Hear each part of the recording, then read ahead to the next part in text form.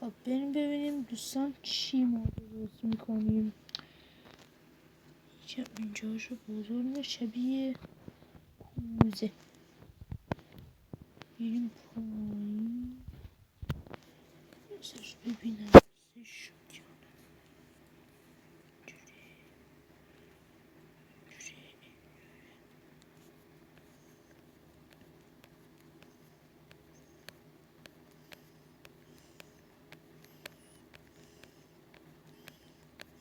خب دوستان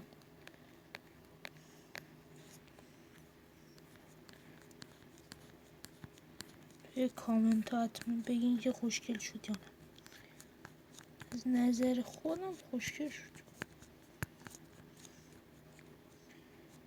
چون اولین ویدیو من شروع کردم گفتم با این ویدیو درست کنیم، اما هر روز ویدیوی خفن‌تر داریم، ویدیوی جذابتر پرهیجان برای شما دوستان عزیز.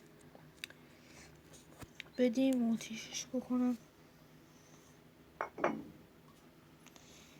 اینو خیلی وقت ساختم. بعد گوشته اینور میکنی باحال میشه. نکنی هر که میکنی اونور میشه.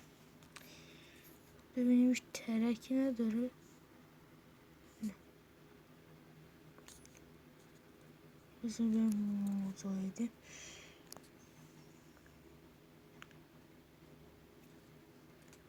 پنج نفر فروخته شد این. اوکی دوستان، ممنونی بازی دیدین و این همه بازی ما داریم. این همه بازی دوستان عزیزم. خب کاری فعلا ندارین.